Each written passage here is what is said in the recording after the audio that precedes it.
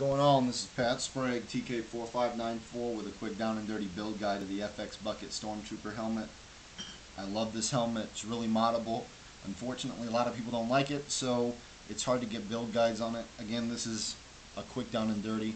Most of these are in different build processes, build stages of the entire build process. So as you can tell, this one right here is my normal trooping bucket. This one, take it out everywhere I go. It's fully built. Already has everything put together on it.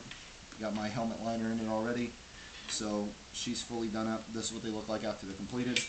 So these are two in the middle of the build process. Alright, so first step together in this would be taping your front, your face, your dome, and your back on. Get everything sized up right. The reason you do this is that way you can trim the sides out. Alright, so that way you can get the sides trimmed out, get them lined up, everything like that. First, my trick is I take a compass, so I got a metal compass here, and I size it to the largest gap that you'll find in here. So get your face centered, get your back as centered as you possibly can. Like I said, get everything taped together. Find your largest gap. What you'll do with this is then you can run this up and draw your lines as to where you need to trim out, and then everything will sit flush. If you've got this taped together and there's huge gaps already, don't worry about the compass process. Get it as close to lined up as you can. What I've found is though, is a lot of times the tops will be way out of whack, and right here at the bend of the tube will be really close to each other, so they'll end up clicking back and forth. And that point you can trim that out. You can use the compass as well to trim out this portion, and you can get it lined up real well. So if you look at this bucket right here, the bottom part, I don't know if you can see very well or not, but the bottom right here is a bit open, but everything up at the top is pretty well lined up. That's usually what you're going to get. Don't worry about the gaps. They'll get covered up by the ear caps, so you can't see any of the gap from the ear cap, so it's pretty nice. You don't really have to worry about it. Sometimes you'll be able to see the gapping right above the top of the ear. There's not much you can do about that. Later on you can fill that in with a little plastic wedge if you wanted to. Cut it out, get it sized up so it looks like it's perfectly aligned. Second step after mounting and getting this all taped together, make sure you center your face on the front of the dome, not this side. You don't need two big square eyebrows. You look like a clown, and it's not the way it's put together. You'll end up having to tear it back apart again, and that's not going to be fun. So line your face directly in the center of the top with the top dome. All right. What you're going to do here is make sure you squeeze this together really tight. Make sure it lines up really well with the indent in the brow of the dome. Squeeze it tight. Mark your center line here and your center line in the top of the dome. It comes in really handy later on. Pull the face off. Drill a hole for a rivet that you're going to use for the front. Remember to make sure that you use an aluminum rivet. Don't use steel rivets. If you end up screwing up and you have to pull the rivets back out again, if you use steel rivets when you drill these out, the steel rivets will actually heat up too hot and melt right through the plastic. And now you've got an even bigger hole that you've got to take care of, and it's not very fun. So the other thing is to make sure that you keep these tight. If not, it won't align correctly. You'll never get it aligned right, and you'll do what this person did, and you'll end up having to drill multiple holes to get this thing lined up right. They didn't squeeze it together, they just didn't do it right. So unfortunately, they ended up drilling multiple holes, and without the brow piece, it looks like absolute poodoo. So you want to prevent this from happening. This is not cool. Alright? So after you've got this one hole done, make sure you use a smaller rivet. Don't use a huge rivet. Remember that your forehead is going to be right here. So use a rivet around the size of about a 10mm rivet. You want to use the 5mm head rivets. You don't want to use the ones that are much bigger than this. If you do, they can't cover up well over the top of underneath the brow piece, and they end up pulling the brow piece just slightly off so it doesn't actually stick fully, and you'll get a little air gap, and after a while sweat or rain or just dirt will get up underneath and end up peeling your brow piece right off, and it'll look like crud. So that's not what you want to happen either. So use the smallest head possible. Remember to back it with a washer. Just when you're picking out washers, make sure you bring a rivet with you. That way you can test to make sure that your washer fits over it nice and tightly. That way there's no gaps around it. You don't want very many gaps because then it defeats the whole purpose of having a rivet. The reason you back your rivets is because you don't want to splinter the plastic. A rivet naturally works by pulling a nail head through the bottom of the rivet. It expands outwards. If you don't have a washer on the back of your rivet, it'll expand into the plastic and it'll actually start splintering the plastic on the inside of the back of the dome and splintering the plastic on the face. Not cool. It'll end up falling apart. It's not what you want. Or what'll happen is it'll squeeze inside the plastic will flex enough, but this will get loose after a while and it'll fall out, or it won't hold anymore and your face will fall off. And that's not what you want during a troop because it'll look really bad. Alright, so after you get your centerpiece melded in, make a decision as to how it is that you're going to mount the rest of your face. There's a couple different methods. One of the methods is to measure along the sides, tighten it and flush it across, and put another rivet in the top. This will still be covered up by the black brow piece, so you don't have to worry about it. I don't like the next rivet. I don't like it at all because it just leaves more air gap in there, and after a while, again, your brow piece starts peeling off. So I end up plastic welding the entire face to the dome. Now, that being said, it'll look like this. So no other rivets in the sides, perfectly aligned up and sealed all the way across the top. This is the way I like my buckets to sit, with only one rivet in the top, right here in the front, just to hold everything together, and I plastic weld it. Now you can use epoxies, you can use E6000s, you can use any of those. The only reason I don't like those is because I tend to leave my bucket inside my car a lot, especially during the summer. The problem with E6000 and epoxies is the plastic will expand and contract at different rates. So the hottest days your plastic will naturally expand. The E6000s, the epoxies won't expand at the same rate, or they expand faster, so they end up breaking themselves apart and you end up popping off along the sides. So I don't like it. I like the chemical bonding agents, the plastic welders. I put little dabs in here. It chemically welds the two plastics together, so it's plastic on plastic. They expand and contract at the same rate. I don't have to worry about everything popping apart.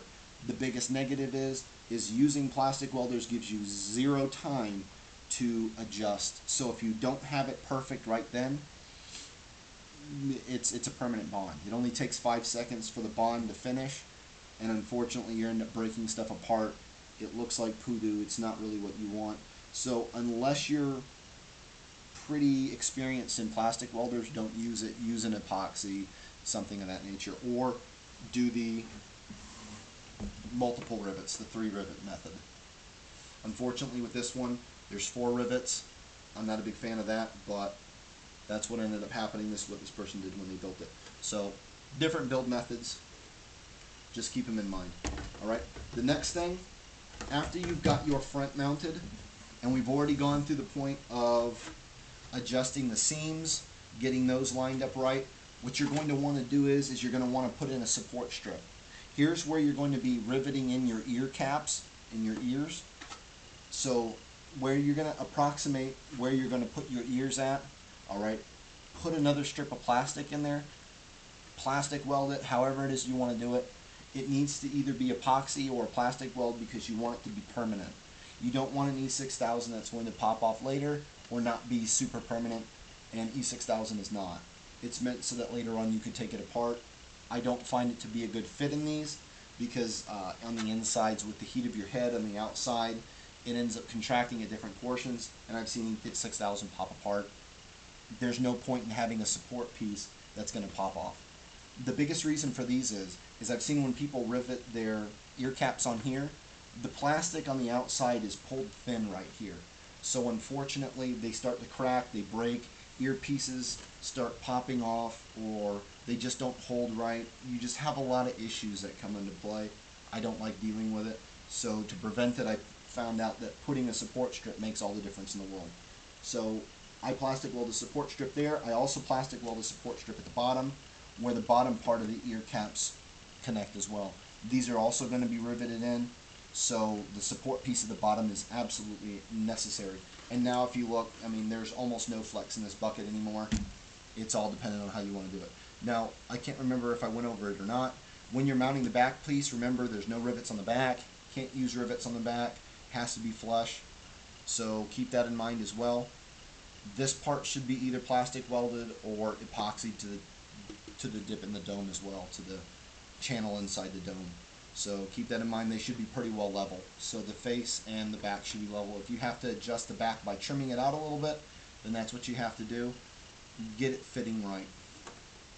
So once you've got all those pieces taken care of, look at the side of your ears. Alright, so now your ears are going to come next.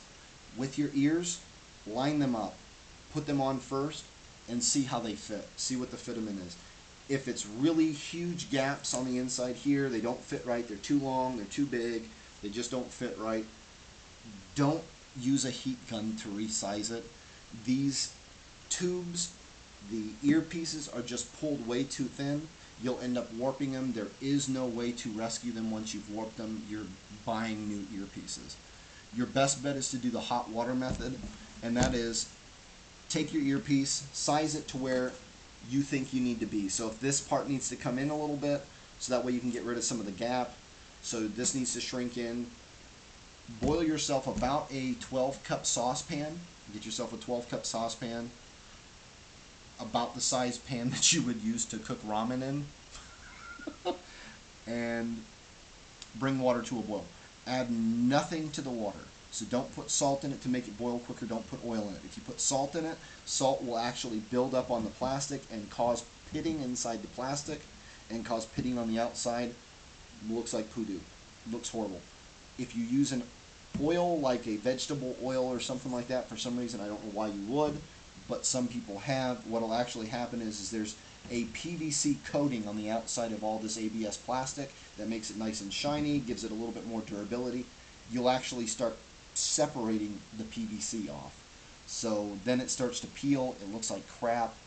There's really no point in it. So please don't do that. Just plain water, doesn't have to be distilled, doesn't have to be filtered. Just plain tap water will work just fine. Bring it to a hard boil. If it's the bottom part that needs to be shrunk in some, dip the bottom part inside the boiling water for about 15 to 20 seconds. This will become nice, soft, and malleable. Put it on your bucket, get it to where you want, squeeze it in, run to the sink. Once you've got it set to exactly where you want it, run it under cold water. It'll set the plastic will be perfect, and what you'll end up getting is you'll get a nice closed seam, and that's what you want to see. But there is no CRL stating that this can't have a huge gap in it as well. It's up to you however you want to design it. Now the top of the ear, don't worry about it as much. I never reshape the top of my ear.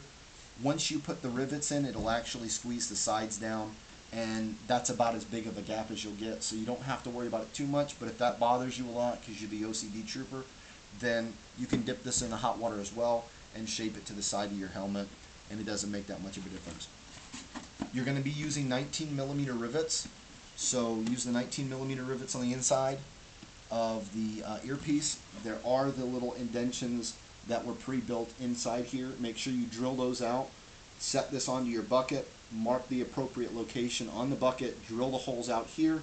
They should go through your support piece with no problems. At that point, run your rivet through, mount everything together. Now, on the bottom, I did the exact same thing. It's not always going to fill out flush on the bottom. If you notice here on this bucket, the face and the back don't line up very well. This again is another negative about the FX bucket. When they trimmed it, they just did not trim it correctly, so it left a huge gap. Remember, you're going to have the edge piece that goes on here anyways. It's going to cover the majority of this up, but again, if you're the OCD trooper, you can trim this out flush and you'll be perfectly fine. You can flush it all the way around. It makes no difference. There's no CRLs to how wide this has to be either. Now granted, you don't want it this big, but this little bit, you can trim this off with no problems. I did it on my bucket as well. So that's pretty much it. Now, when you're putting the ear ranks on, be careful with those as well. There's a couple different methods. Again, I used plastic weld. Don't use hot glue on this bucket. I've noticed that this bucket absorbs heat really, really well, and the hot glue ends up melting just from body heat. So if you end up leaving this in your car or something like that, your ear caps are going to fall off, so there's really no point in it. So I plastic welded mine on. It covers over the rivets. You don't have to worry about it anymore. And this bucket is all taped up because I'm about to paint the insides. So again, this is a quick down and dirty build of the FX bucket. Just another heads up as well to kind of show you a thing on this bucket as well. If you look at where the mic tips sit, this person had used rivets to mount their mic tips. Unfortunately, what happened is this pole right here is so thin, the rivets just naturally busted through the plastic. They were barely held on, but the plastic was all cracked on the inside. It actually cracked the inside all the way down to almost to where the vocoder's at. So this one I have to fix as well. Don't use rivets. If you're going to use the factory, not the factory, but the ones that come from the kit as well, which is the sink-based aerators, save the backing plastic. You'll have to, these are the sink-based aerators that come with the kit anyways. I've painted mine black, but I actually permanently welded, plastic welded the screw piece for the aerators to the bucket itself. That way I don't have to worry about any cracking. I don't have to worry about anything. I can take these off, repaint them if need be, and then screw them back on, and they're on a permanent bond, so I don't have to worry about anything. And it's probably the better way to go. I've done it on quite a few buckets, so trust me, it works really, really well.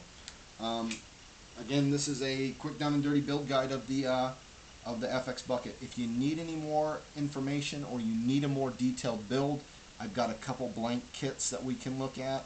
I can do one straight from the very beginning, going to the point of cutting out the teeth and everything, just to show you from the very beginning of the kit on how to build your FX bucket. But I think this is pretty decent. If not, let me know. Give me a holler. Again, this is Craigie from the FISD, CRAYGEE, or Craigie on the 501st boards, Craigie on the Tyrannus boards. Just give me a holler. Peace.